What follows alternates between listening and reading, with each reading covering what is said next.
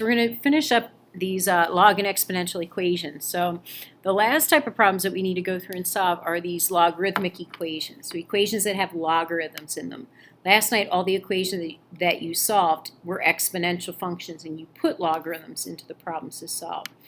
So if you look at your flow chart that I gave you the other day, flip it over to this side that says logarithmic equations, because that's the flow chart that we're going to follow for these types of problems, because these are equations that involve logarithms.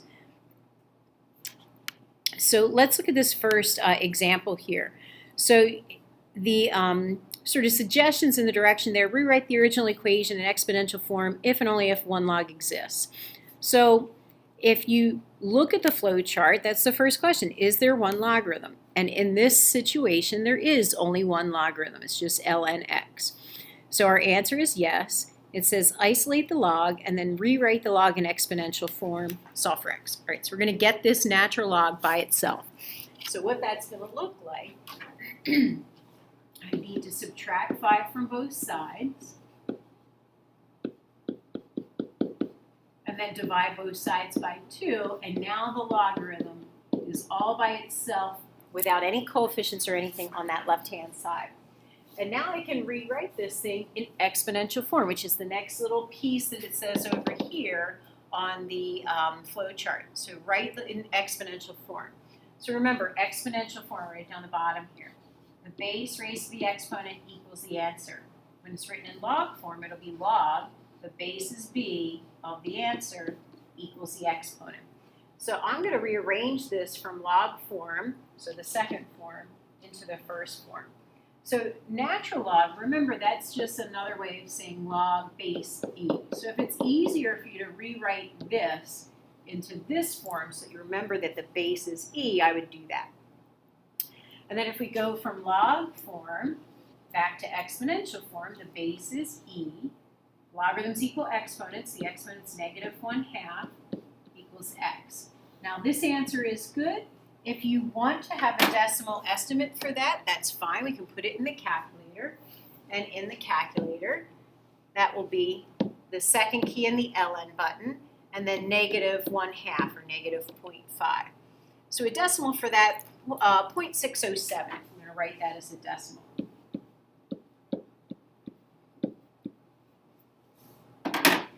Either way is fine.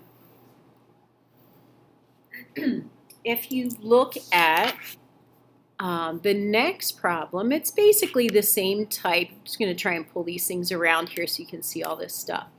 So if you look at number 4, this one again, same idea, it's same part of this flow chart. There's one logarithm. So my answer is yes. So the process is going to be the same. Isolate the log and then rewrite it in exponential form. So let's go through and do that. So we're going to get log base 5 of 3x all by itself. So we'll divide both sides by 2. So log base 5 of 3x equals 2.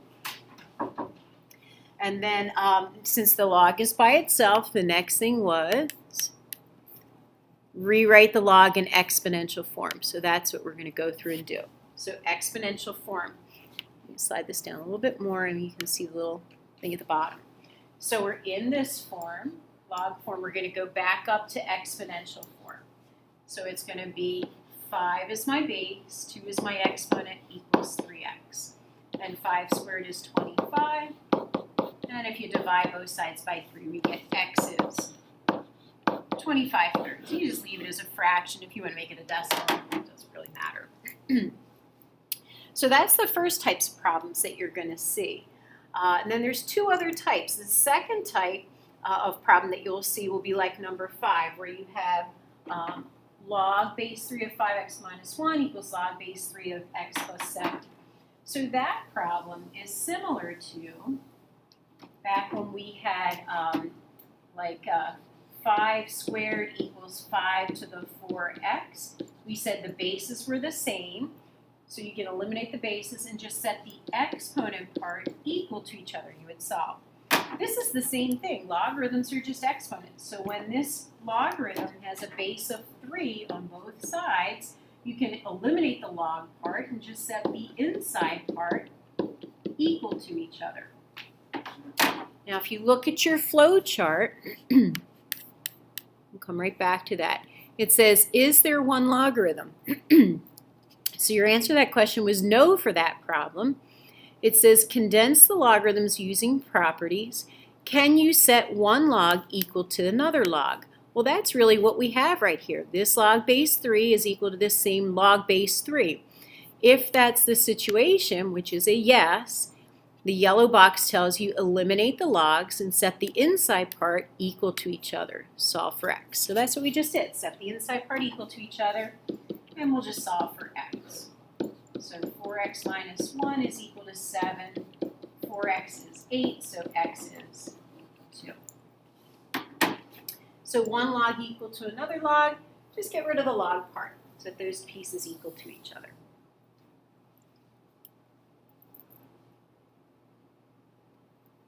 Right? And then number 6, this one is the last type that you might see. Now you have more than one log in the problem. You have a natural log, and it's equal to a natural log. So you have 3 logarithms in this. So if you look at your flow chart, is there one logarithm? The answer is no. So it says condense the logarithms using properties. So let's see if we can do any sort of condensing.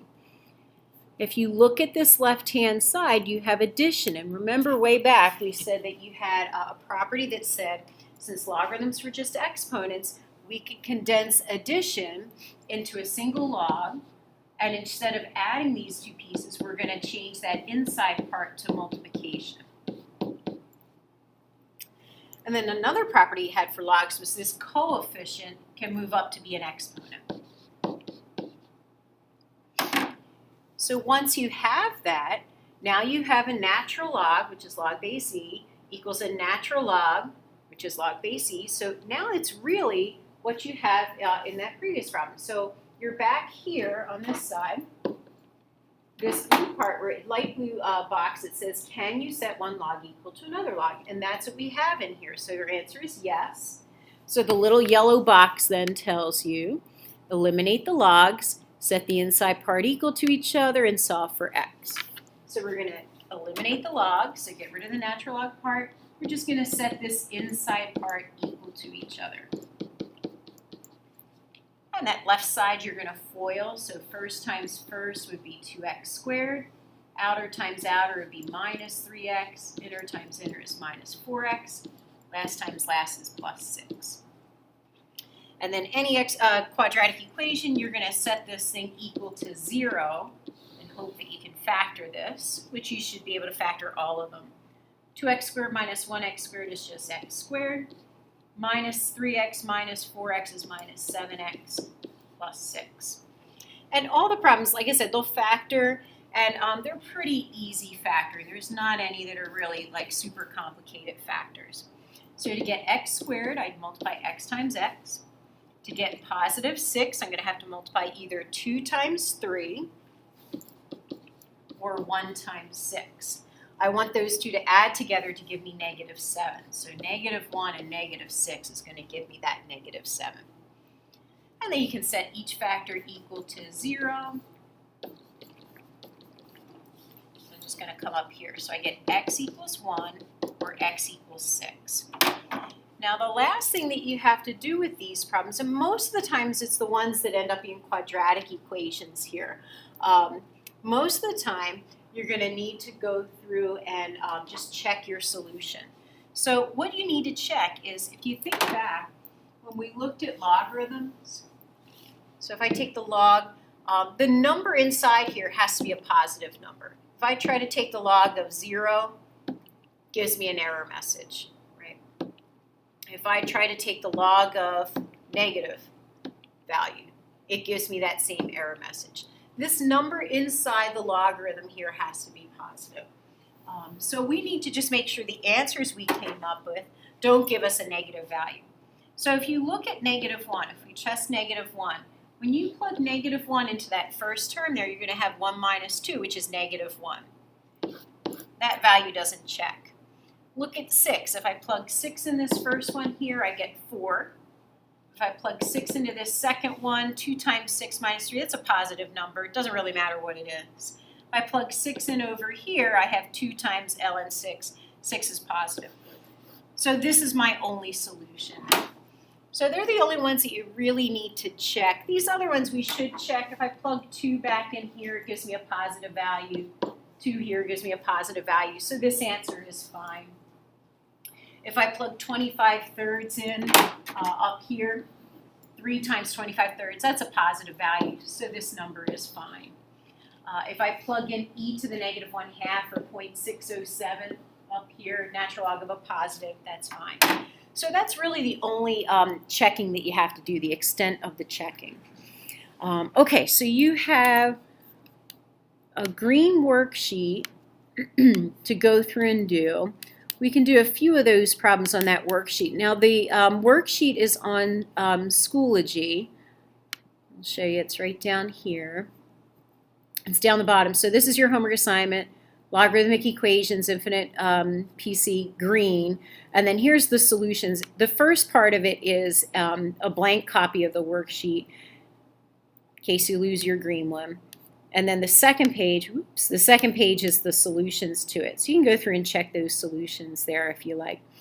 But if we pick just a couple of these out to go through and do, and pick a couple of the harder ones. I don't know, look at number 15. Number 15, we have more than one log in the problem, so your little sheet will tell you to condense the logs first. That will combine together to be multiplication. You have one single log in the problem, so now you can write this in exponential form. Now you have to be careful because this one doesn't have the base written here. Now remember, when it doesn't have a base written there, it's understood to be 10. It's the common log. So exponential form would be 10 squared equals the inside part, which is 8x. 10 squared is 100. And then if you divide by 8, you get 125 over 2, or 12.5 if you want a decimal for that. Right? If you look down at number 21, we'll do number 21 together. So number 21, if I combine together this left-hand side, since I have more than one log in the problem, it's subtraction. So that's going to be condensed into division.